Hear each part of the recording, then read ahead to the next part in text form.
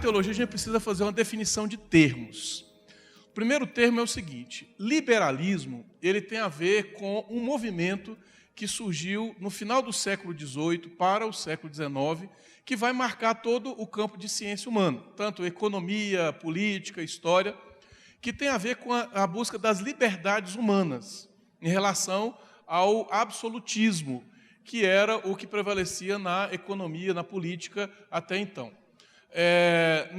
Nesse pensamento, então, vão surgir vários filósofos, como John Stuart Mill, Adam Smith, John Locke, na pressuposição de que o indivíduo pode buscar a sua própria liberdade. Daí a palavra liberalismo. No campo da economia, esse liberalismo vai dar a origem ao liberalismo econômico.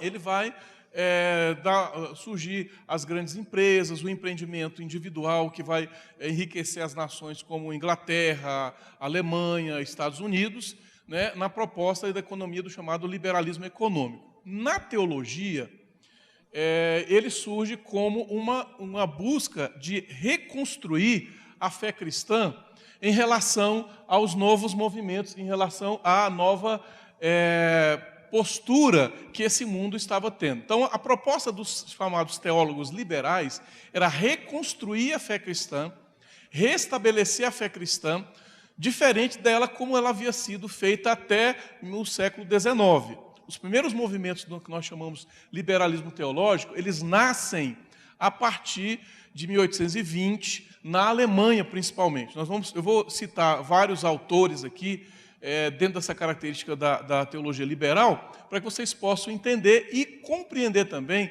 as reconstruções que eles fazem da fé cristã. Mas o primeiro aspecto que a gente precisa entender do liberalismo é isso: ele quer reconstruir a fé cristã. Aquilo que era tradicionalmente ensinado, que a igreja sempre acreditou, ele então tem que passar por uma reconstrução, uma redefinição nos termos. Por exemplo, trindade.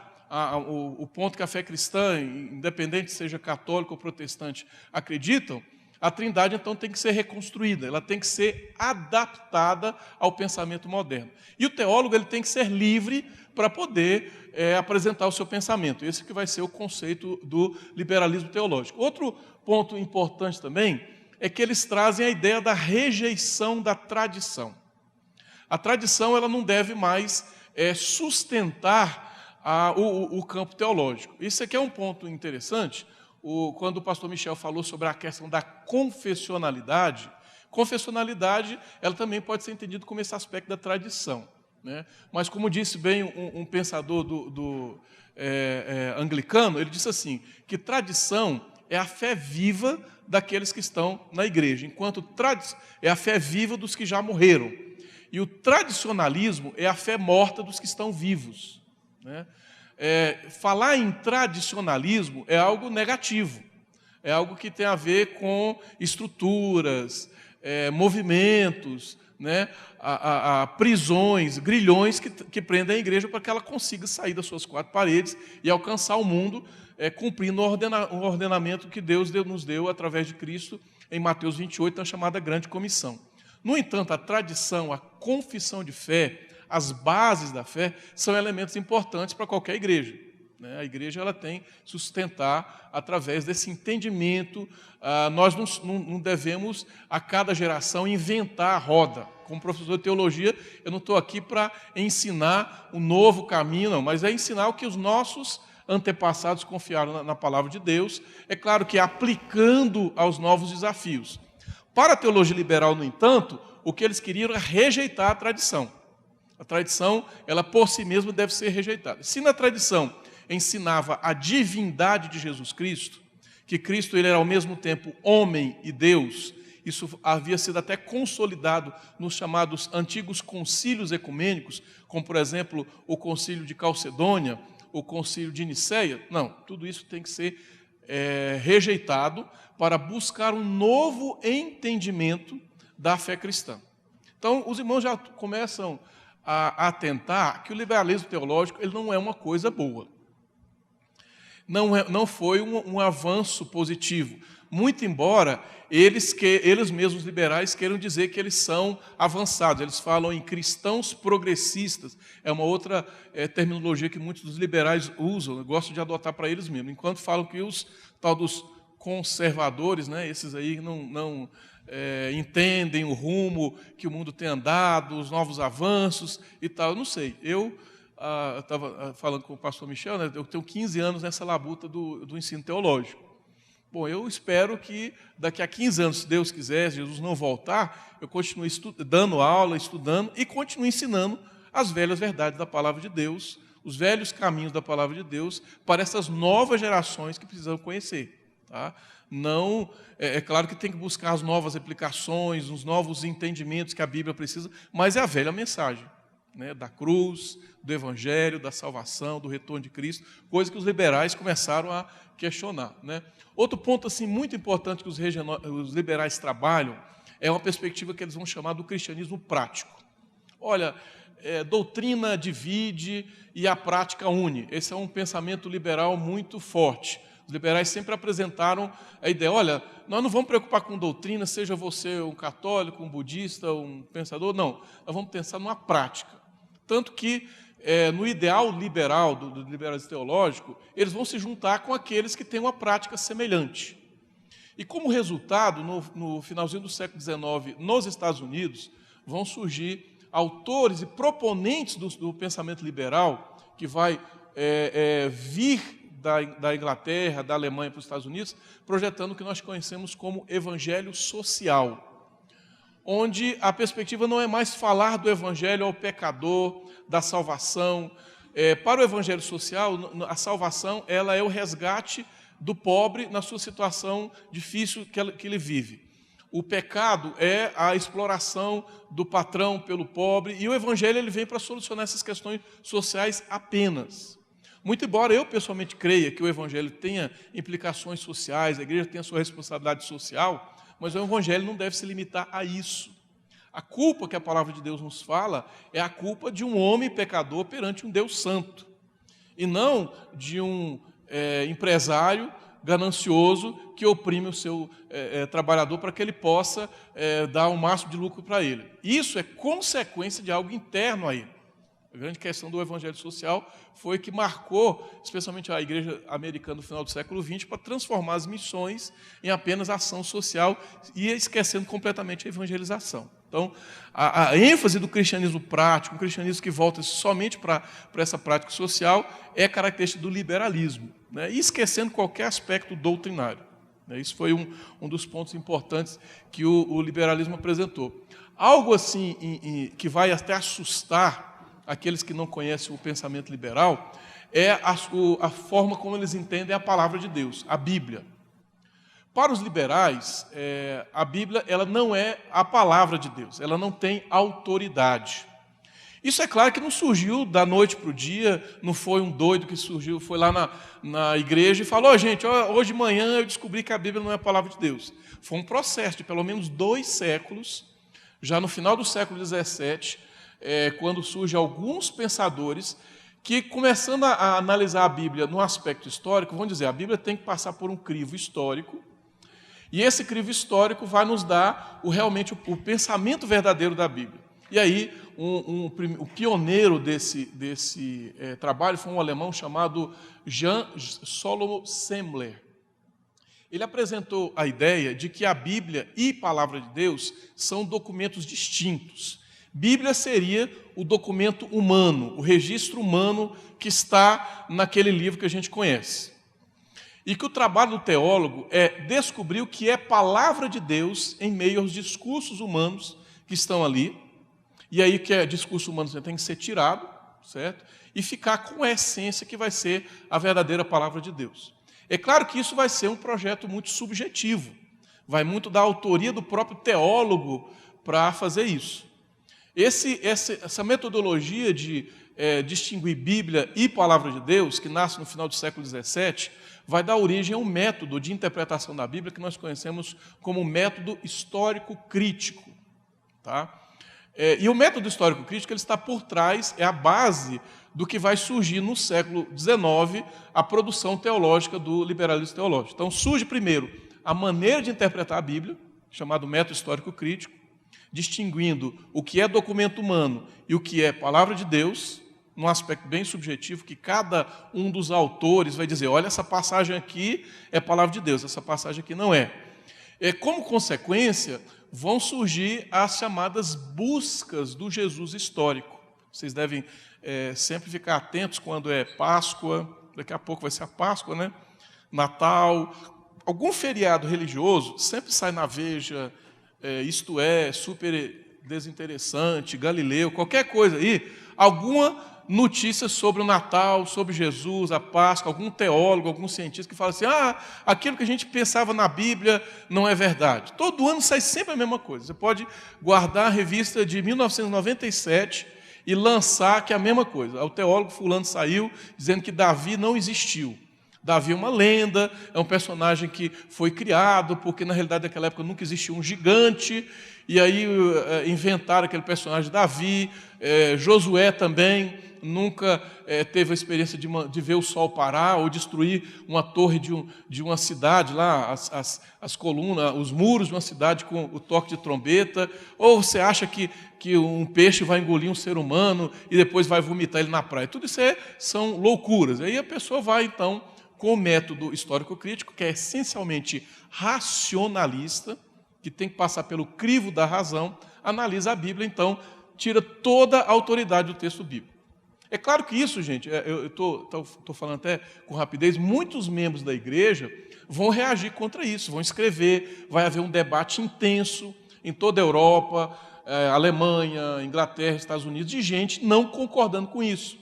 Os teólogos que a gente vou chamar nessa palestra como teólogos conservadores, ou seja, aqueles que vão manter o cristianismo histórico, a fé bíblica, né, em relação a essas inovações que vão surgir oriundos do racionalismo, do método histórico crítico e os seus derivados, e o seu filho bastardo, que é o liberalismo teológico. Né? A autoridade bíblica, como passo, assim, vai ser o ponto final. O primeiro teólogo, assim, que a gente pode comentar, lembrar dele como pai do liberalismo teológico, é esse teólogo com sobrenome alemão bem complicado. Vocês vão ver que, normalmente, até faz parte de aula de alemão aprender o sobrenome desses caras. O nome dele, Friedrich Ernst Daniel Schleiermacher, né, alguma coisa assim. Nascido no finalzinho do século XVIII, né, faleceu em 1834, foi professor da Universidade de Berlim. Ele era filho de pastores, pastor da Igreja Reformada alemã, né, um pastor muito conhecido na região lá. Ele foi, aliás, um preletor, um pregador, assim, um professor muito amado, né, na Universidade de Berlim. Ele cresceu num ambiente bem piedoso.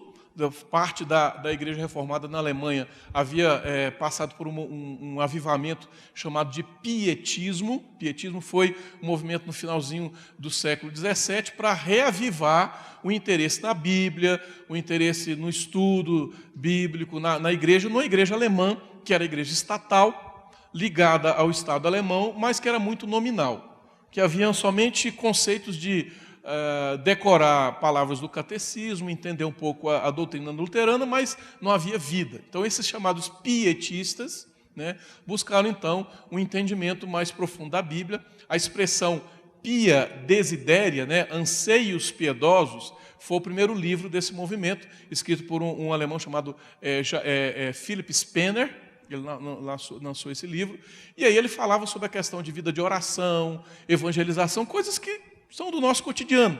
Só que na época, para eles, não era uma coisa nova, né? Não se falava disso. Oração, evangelização, leitura da palavra, discipulado. Então ele resgatou isso. O Friedrich Schleiermacher nasceu num lar onde o pietismo era cultuado. O pai dele era um pastor pietista. Ele próprio se declarava um pietista, mas ele passou por vários cursos na época dele, na Universidade de Berlim, fez o curso de teologia, fez o curso de filosofia.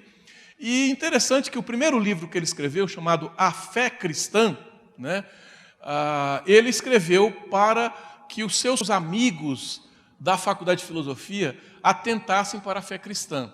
Já havia começado assim, um grande movimento de ceticismo na Alemanha por causa de um movimento filosófico chamado de romantismo. O romantismo não como movimento filosófico, aquilo que normalmente a gente pensa da palavra romântico, né? Romântico, na filosofia, é alguém que busca um ideal assim do bucolismo, da natureza, porque ele está enfrentando um mundo que está passando pela Revolução Industrial, uma cidade que está cada vez de mais pessoas, as pessoas estão saindo do meio rural, indo morar nas grandes cidades para trabalhar nas fábricas, abandonando aquela vida do campo, onde a família era em torno do pai, vocês sabem, uma vida normalmente mais tranquila, para viver na cidade onde tem assassinato, suicídio, aquela morte, muita confusão, e como reação a essa nova urbanização decorrente da Revolução Industrial, vários filósofos vão se aliar nesse movimento que mais tarde vai ser conhecido como romantismo, valorizando o ideal medieval da cidade menor, dos grandes aglomerações de terra, da zona rural, e valorizando o aspecto mais subjetivo da relação com a natureza, inclusive até com um panteísmo, uma relação de adorar a natureza que os românticos vão ter. Isso é o grande aspecto da filosofia que surge na Alemanha no início do século XIX. O Schleiermacher está debatendo com esses filósofos românticos, que são céticos em relação à Bíblia, né, que fazem por um aspecto mais subjetivo, e aí ele escreve um livro chamado A Fé Cristã, onde ele adapta, essa palavra-chave para o liberalismo teológico, é adaptação, ele adapta a fé cristã a esses novos sentimentos do romantismo, a essa nova perspectiva cética, que é interessante que eles são subjetivos, mas são céticos em relação àquilo que está na Bíblia, porque eles têm que ter a questão do sentimento. Eles até vão ler a palavra de Deus, a Bíblia, mas se aquilo não dá um sentimento sim, de maior certeza a eles vão achar que não é verdadeiro. Por exemplo, eles vão ler algum relato dos evangelhos falando sobre o sofrimento de Jesus, a sua consequente morte na cruz, e vão lá, não, isso me deixa mal, provavelmente, então isso aqui não é verdade, foi escrito para assustar as crianças, para que elas possam obedecer aos pais, então isso não deve ser verdade, o Jesus que eu creio não é esse Jesus que morre na cruz. Então, nasce a partir daí esse conceito do liberalismo teológico. O Schleiermacher, ele teve, vamos dizer, uma boa intenção e resultou numa desgraça, né, que foi matar a fé cristã, adaptando ela ao gosto do freguês. O Schleiermacher, ele teve muitos alunos, muitos ingleses, norte-americanos, que foram para a Alemanha, porque ele se destacou como grande teólogo, ele atraiu multidões com seus discursos, que ele estava falando aquilo que a filosofia da época estava divulgando. Então, é um tipo de chamariz para as multidões. Se você quer ter uma multidão, é fácil, só falar o que está na filosofia da moda. Você vai ter muita gente ainda tá. Agora, se você falar o verdadeiro evangelho, que é sempre contracultural, você não vai ter multidões. As multidões de hoje, por exemplo, querem prosperidade, alegria, segurança, Jesus que resolve todos os problemas. Aí você vem e fala do evangelho, que você vai seguir a Cristo, negar a si mesmo, tem cruz, se você vai ser chamado para ser um missionário ou um pastor, você vai enfrentar dificuldade. Não, ninguém quer isso. Ninguém quer nada disso. As pessoas querem um evangelho fácil. Ontem nós iniciamos lá no Seminário Presbiteriano o nosso semestre letivo, e o preletor da nossa aula magna lá, ele deu um exemplo interessante sobre como o Evangelho é diferente dessa nova mensagem por aí. Então, o Evangelho é como se alguém entrasse no avião e falasse para um viajante, olha, seria bom se você tivesse um paraquedas. Talvez viajar, você vai se sentir melhor, coloque esse paraquedas, faça essa viagem de avião com paraquedas. Paraquedas incomoda, o cara vai sentar naquela cadeira toda atrapalhada, aquele bolo lá, e uma hora ele vai falar assim, isso aqui não serve para mim, e tira o paraquedas, e não vai precisar daquilo. Agora, o evangelho verdadeiro é aquele quando ele chega para o cara e fala assim, olha meu filho, o avião vai cair daqui a 10 minutos, você põe esse paraquedas, senão você morre. O cara vai pôr o paraquedas, vai ficar feliz com aquele peso nas costas, e se o avião cair, ele vai ficar feliz porque ele está seguro pelo paraquedas. Esse é o evangelho verdadeiro. O evangelho é o paraquedas para um avião que está caindo, né? O evangelho falso por aí, que diz pela prosperidade, é um paraquedas para um avião seguro que vai levar você numa viagem tranquila para Disney, Bahamas, qualquer que seja o lugar, né? Tahiti, qualquer que seja o lugar aí. Bom, O outro autor muito importante da filosofia da teologia liberal foi o Albert Ritschl. Talvez ele tenha sido o maior proponente desse pensamento do liberalismo mesmo. O Friedrich Schleiermacher, ele abriu as portas, concedeu mesmo assim ao mundo o pensamento liberal, mas esse foi o professor, aquele que formou gerações dentro do pensamento liberal na Alemanha, né? Ele foi professor também na Universidade de Berlim, também nasceu num lar cristão, foi teólogo, filósofo a vida toda, né? E ensinou, assim, o principal lema do liberalismo com Ritschl foi a característica de você separar os grãos da verdade bíblica da grande floresta do pensamento humano que tem na Bíblia. Então, o método do Ritschl que ele vai ensinar para os liberais é isso: existe grãos de verdade na Bíblia, que esse é o trabalho do teólogo, chafurdar no meio daquele lamaçal, no meio daquela floresta de mensagens humanas, de morte, de engano, e descobrir a verdadeira essência do Evangelho, né? Ele vai apresentar isso como o método. Outro grande autor também desse pensamento liberal foi o Adolf von Harnack. Esse, o grande historiador, foi historiador na universidade na Alemanha, de Leipzig. Ele passou a ensinar nessas universidades assim, e dentro de um pensamento liberal. Interessante como ele faz a análise histórica. Os dois livros deles são famosos, é o História do Dogma e o que é cristianismo, né? O que é cristianismo, ele vai apresentar o que ele entende como a essência do cristianismo. Ele foi aluno do Ritschl, né? Assumiu a cadeira como professor logo após a morte do seu mestre. E ele, no livro História do Dogma, onde ele vai contar a história da igreja através da doutrina, interessante que ele faz uma história ao contrário. Aqueles que nós chamamos de hereges, nós tratamos como os errados, ele vai tratar como os ortodoxos. E os que nós chamamos de conservadores, que defenderam o pensamento bíblico, eles vão chamar de herege. Vai falar, está tudo errado, fizeram uma história ao contrário. Ele vai, então, eleger os personagens que sempre na história da igreja foram tratados como hereges, como Marcion, Ário, né? Esses aí são os heróis. Eles é que queriam salvar a igreja do engano, né? É uma história bem voltada para a questão ideológica dele. Nesse livro, O que é Cristianismo, ele apresentou a essência do pensamento liberal. Para ele, Deus, ele é pai de toda a humanidade. Não existe a ideia de um pecado original, isso não existe. Deus é pai de todos os homens são irmãos. Jesus Cristo não é Deus, ele era apenas um homem que trouxe a mensagem do verdadeiro evangelho, do amor entre as pessoas, certo? E de que não vai haver essa questão de céu. Céu, inferno, tudo isso são mensagens antigas. O que a gente tem que ficar é viver aqui a nossa vida tranquila, né, até a morte, mas que o evangelho não tem a ver com vida, morte, salvação, punição eterna, nada disso. O evangelho tem a ver com viver bem uns com os outros.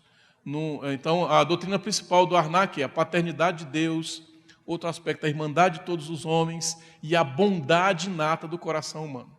Isso ele ensinava nos púlpitos, nas igrejas. Os seus alunos saíram entusiasmados, né, com esse novo evangelho, entre aspas, pregando nas igrejas, para o horror dos líderes e pastores mais antigos, que viram os alunos que eles mandavam para os seminários voltarem totalmente desvirtuados daquilo que eles haviam aprendido, né? Como consequência, nós vamos ter uma reação do mundo conservador em relação a isso. Outro grande proponente do evangelho liberal foi esse pastor, né, com esse sobrenome também, um pastor alemão, né? Pastor alemão, ele era pastor batista, descendente de uma família alemã que migrou para os Estados Unidos, e ele é o famoso pai do evangelho social. Esse pastor Walter Rauschenbusch, ele foi pastor da Igreja Batista na cidade de Detroit, finalzinho do século XIX, início do século XX, né? E quando ele foi pastorear a cidade de Detroit, a cidade estava vivendo um caos pelo grande número de pessoas que mudaram para lá, pelo crescimento das montadoras, o início das montadoras, uma crise muito grande. E aí ele vai cuidar daquelas pessoas e ele entende que o evangelho que ele aprendeu no seminário não serve para aqueles dias tumultuados. Então ele havia lido livros do Harnack, de autores liberais, então ele passa a aplicar isso na vida dos Estados Unidos, ensinando que o evangelho é para cuidar dessa vida agora, para solucionar os problemas sociais, a uma questão política, a igreja, a denominação até ligada ao Walter Rauschenbusch, vai se tornar uma igreja muito ligada à perspectiva do evangelho social, e hoje a denominação só se preocupa com isso mesmo, não tem mais nada em relação à doutrina bíblica ou questionamentos assim não, né? Eu queria apresentar para vocês agora 5 características assim, que são importantes do liberalismo teológico, vamos dizer, os aspectos distintivos de cada um deles, né? Por exemplo, a pessoa de Deus.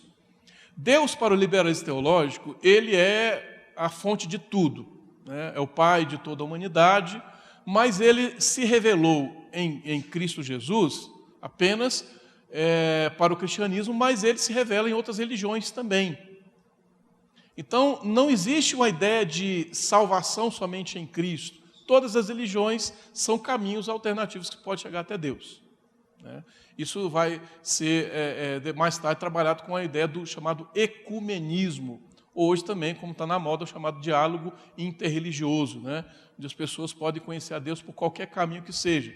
É aquele famoso dito que todos os caminhos levam a Deus, né? Independente de qual seja aquele que você está trilhando, ele vai chegar até Deus. Eu até concordo com isso. Todos os caminhos levam a Deus como juiz, né?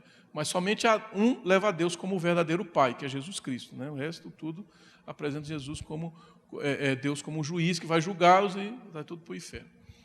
Outro tópico importante na pessoa de Deus é que para eles não existe trindade. O Filho e o Espírito Santo não são pessoas distintas, não são divinos. O Filho, o Jesus Cristo, não era divino. O Schleiermacher mesmo vai falar que o Jesus Cristo ele era apenas um homem pleno da presença de Deus. Ele conhecia a sua vocação, conhecia o seu entendimento, e ele trouxe esse ensinamento. Mas ele não é o Deus encarnado, que veio morrer na cruz, pagar o preço dos nossos pecados, não. Ele é apenas um homem pleno de Deus. Ele usava uma expressão em alemão, o Gefühl, uma ideia de plenitude, de cheio. Isso era o que ele entendia que Jesus Cristo tinha. O Espírito Santo, eles nem falavam disso, né? Nem citavam, era apenas algo para eles mítico, diabo, inferno, anjos, tudo isso eles acreditavam que eram lendas de um passado longínquo que a igreja não deveria mais acreditar, né? A Bíblia, como eu falei para vocês anteriormente, não era a palavra de Deus, era um documento humano, passível de crítica, passível de esquadrinhamento, de escrutinação lá dentro, mas que nada do que estava relatado ali seria verdadeiro. Como consequência, os relatos ditos históricos, segundo eles, né, são todos fictícios. Moisés, por exemplo, teria sido apenas uma lenda, um personagem lendário, mas nenhum dos fatos que são atribuídos na Bíblia a Moisés teriam sido verdadeiros. O liberalismo, então, surge com uma interpretação da Bíblia nos chamados documentos. Eles vão ver na Bíblia vários documentos, não ligados, por exemplo, a Moisés, mas a autores distintos, que vão escrever o texto muitos séculos depois do que provavelmente teriam acontecido. Então, Moisés, como uma lenda, personagens depois foram escrever, e eles vão tentar buscar, especialmente através dos nomes de Deus, conforme citado no original, né, no hebraico, Deus às vezes é chamado de Elohim, é o nome, né, traduzido nas nossas Bíblias como Deus, e o tetragrama, Yahvé, né, ou Jeová, como alguns tentam pronunciar, nas nossas Bíblias aparece todo como Senhor, todo em maiúsculo. Então, tanto o nome Deus como Jeová, Elohim como Jeová, segundo eles, tem a ver com nomes e divindades distintas, divindades diferentes. E eles vão encontrar coisas assim, né, uma outra mulher que Adão teria tido, né, que não Eva, né, que ele antes de casar com Eva teria tido uma outra mulher que traiu ele e tal, e Deus mandou ele embora, e com isso mandou embora também uma deusa, que Deus era casado. Isso está tudo na Bíblia, eles foram chafurdando e achar. Josué, Davi, Salomão, são todos para eles personagens lendários, então vão passar por esse escrutínio, certo? E desfazendo. Você fica imaginando o que é um pastor de uma teologia liberal que vai para uma igreja e começa a pregar isso. Irmão, está vendo? Eles vão cortando, né? Corta isso aí que não está no original, isso não é não. Até conta que um pastor presbiteriano de linha liberal nos Estados Unidos, ele era batista e foi assumir uma igreja presbiteriana, porque para eles não tinha muita distinção, né? E ele foi pregando na igreja dele, e foi sempre falando, essa parte não está no original, não sei o quê. E uma velhinha da igreja lá, piedosa, ia cortando, né? Aí disse que um dia ela estava doente, ele foi visitar, e ele nem levava a Bíblia, né? Pastor moderno e tal. Aí, irmão, pega uma Bíblia, deixa eu ler para você. Ele foi ver, só que a Bíblia estava toda... E as passagens que ele queria ler já estavam cortadas. Ele falou, mas o que aconteceu com sua Bíblia? Não, pastor, quando o senhor falava que não estava no original, que aquele personagem lendário, eu fui cortando e jogando fora. Ele ficou só com a Bíblia, com poucas páginas, né? Com o que tinha lá. E ele mesmo se depois frustrou. Não sei se essa história é verdade ou não, se é lenda, mas que representa bem o que é o pensamento liberal para o povo da igreja, né? O que vai acontecer. Então eu falei a pessoa de Deus, né? A questão de Jesus Cristo, para eles não é Deus. O terceiro aspecto, a Bíblia não é a palavra de Deus. Um quarto ponto importante que a gente vai encontrar na teologia liberal é que não existe escatologia, ou seja, volta de Cristo, retorno triunfal, céu, inferno, essas coisas não existem. Não são apenas aspectos mais antigos, mas que a gente não deve acreditar. Eles imaginavam dessa maneira, né? Tudo que tem a ver com transcendente, com céu, anjo, olha, isso é o que eles chamavam de mitos. Então, a Bíblia está cheia de mitos antigos, mitos provavelmente que eles pegaram dos gregos, dos babilônicos, está aí na Bíblia. Então, o essencial, a gente tem que tirar esses mitos e ficar com a verdade da Bíblia. Aquilo que eles chamavam de os grãos, né?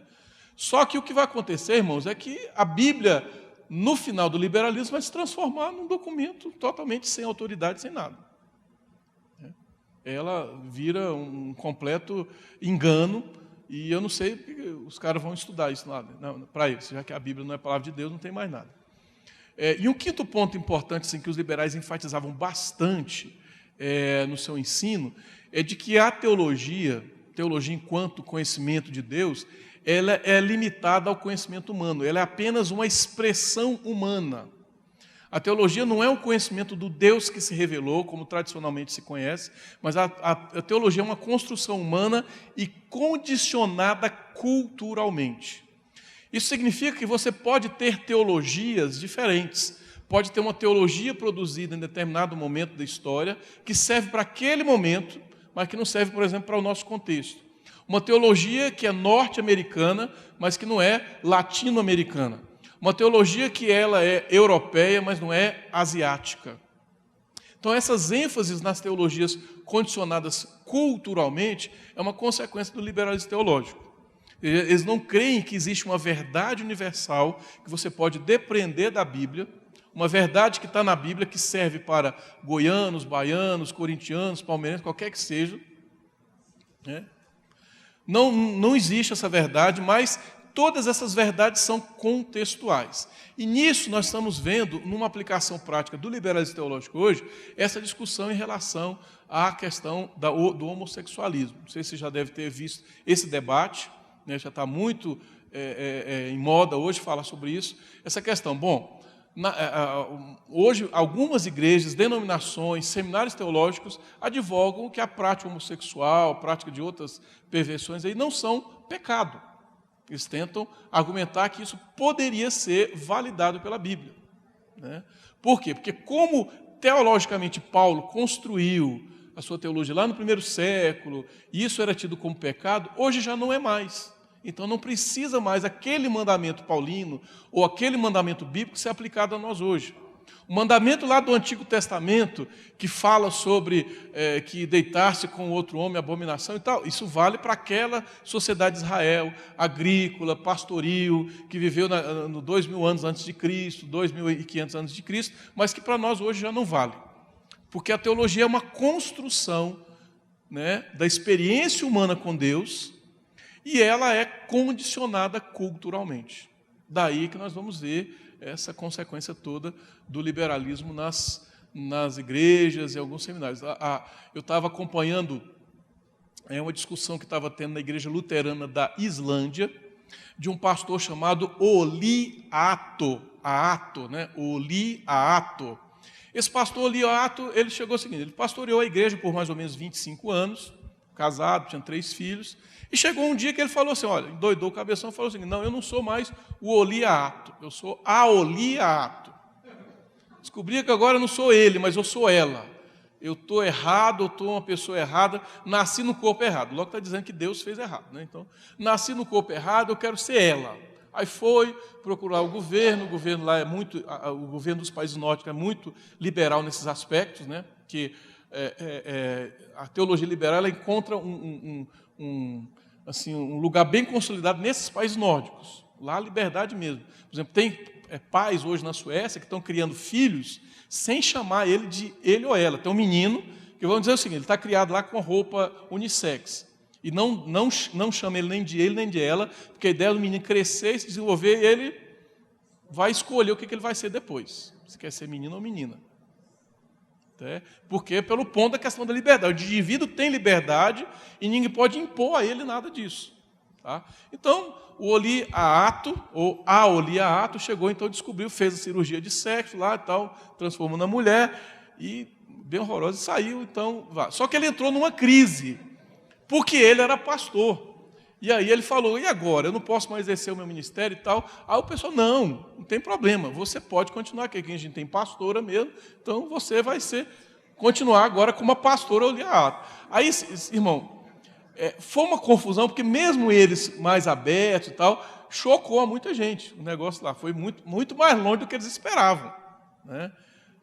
E a casa, sim, eu estava conversando com o Ziel Machado, que ele é líder da ABU, talvez o Michel conheça, o Ziel Machado, e ele estava conversando que ele viajou à Espanha, estava visitando o trabalho de ABU lá e tal, e alguém contou a história para ele, e ele contou essa história para mim, e eu vou deixar para vocês, ver se a gente resolve esse problema. E eu não consegui até hoje. Isso que foi uma pessoa falou para ele, tinha um casal e com um menino na igreja, eu acho que é uma igreja na Espanha, lá não sei exatamente o local. E frequentando a igreja, tudo bem, aquele casal, todo mundo visitando. Chegou um dia lá, o cara falou, pastor, você está pregando um negócio aí que eu estou me incomodado. E eu quero compartilhar com você. Está vendo esse menino aqui? Esse menino aqui não é nosso filho, assim, legítimo, a gente adotou ele. Está vendo ela aqui? Ela, minha esposa, aí eu penso, rapaz, às vezes não é esposa, é amante, né? Não, é porque ela era ele quando eu conheci. E agora é ela. E ela não querendo mais ficar sendo ela quer voltar a ser ele. E eu não estou gostando mais desse negócio, porque o senhor está pregando esse negócio de evangelho, eu estou entendendo que isso está errado. E agora, o que eu faço? O que eu faço? Como é que eu faço? Largo, o que eu faço? Irmão, eu não sei como é que resolve esse problema. Não sei. Né? Não sei como é que resolve. Mas, pelo menos, o evangelho foi pregado e ele chegou a uma conclusão que aquilo estava errado. Ela não queria mais ser ela, queria voltar a ser ele. Né? E aí o menino ia ter 2 pais, não sei como é que ia ser, e o outro, se o outro virava ela também, não sei, é uma confusão. Ninguém sabe. Isso, meus irmãos, tem desafios para a igreja, porque tem a ver com a questão da teologia. Teologia eu acho que é um campo de conhecimento muito sério para a gente poder compreender, porque ela tem implicações práticas para a nossa vida. Se um teólogo chega, interpreta a Bíblia dizendo, olha, tem certas práticas, certos conceitos que não podem ser ensinados assim, pode dizer, olha, você pode ser homossexual e cristão devoto, como o pessoal daquela igreja cristã metropolitana, eles dizem, é uma igreja pentecostal de que onde o casamento gay é aceito. E eles lá são ensinados por um pastor que interpreta, isso tem a ver com o destino eterno dele. A pessoa vai para o inferno, se enganou porque acreditou que Jesus aceitaria aquela prática dele, porque foi ensinado teologicamente errado. Isso que eu acho sério, o preparo, o ensino para alunos de teologia. Bom, eu não tenho tempo da gente contar toda a questão do liberalismo teológico, mas esse foi um panorama. É claro que o liberalismo encontrou grandes opositores nas igrejas. Né? O movimento que vai surgir no finalzinho do século XIX, especialmente nos Estados Unidos, de volta às origens, de volta aos fundamentos da fé, vai ser conhecido como movimento fundamentalista, que entre 1890 até 1920 tenta batalhar nas denominações históricas, presbiteriana, metodista, batista, anglicana, congregacional, para que essas denominações sustentem a fé histórica, os fundamentos da fé, independente da confessionalidade, seja calvinista ou arminiano e tal, mas eles queriam manter a confessionalidade. No entanto, eles perderam a batalha, porque primeiro foram os seminários tomados pelo liberalismo teológico, que formaram novos pastores E aí a política eclesiástica virou para o lado dos liberais, e aí os próprios conservadores foram expulsos das suas denominações. Daí vão surgir muitas denominações no início do século XX, nos Estados Unidos, principalmente, denominações com nome conservador, ortodoxo. Por exemplo, no campo presbiteriano, surgiu na década de 20 a Igreja Presbiteriana Ortodoxa, que teve que sair da Igreja Presbiteriana dos Estados Unidos, porque os conservadores não tinham mais espaço lá. Né? E essas lições da história, especialmente para a igreja brasileira que está crescendo, está se desenvolvendo teologicamente, está chamando a atenção do mundo no campo missionário, na questão do preparo dos nossos teólogos, são lições históricas importantes que a gente tem que estudar para ver e não repetir aqui. Embora em algumas denominações brasileiras que nasceram também conservadores, fruto das missões, algumas já se sucumbiram ao liberalismo teológico. Né? Seus seminários já são hoje casa de produção de monstros teológicos, não casa de profetas. Né? Gente que sai desacreditando a Bíblia, desfazendo de tudo aquilo que eles ensinaram, justamente por esse afã de serem reconhecidos pelo mundo, de terem um nome reconhecido na academia, e que Deus não chamou o teólogo, o pastor para isso. Né? Vários movimentos vão surgir em contraponto ao liberalismo, o fundamentalismo teológico, a chamada neo-ortodoxia. E eu lembro de uma frase, estava no slide que eu mostrar para os irmãos, do Niebuhr, Richard Niebuhr, onde ele define numa frase o que foi o liberalismo teológico. Ele disse que o liberalismo teológico foi um Deus sem ira, conduzindo homens sem pecado a um reino sem julgamento através de um Cristo sem cruz. Isso ele definiu, é o liberalismo teológico. Com isso. E o liberalismo matou as igrejas na Europa. Hoje, se você vê igrejas na Europa, a maioria são grandes monumentos e vazias de pessoas, porque não tem mais. Tem quem que vai crer num Deus, num evangelho dessa forma?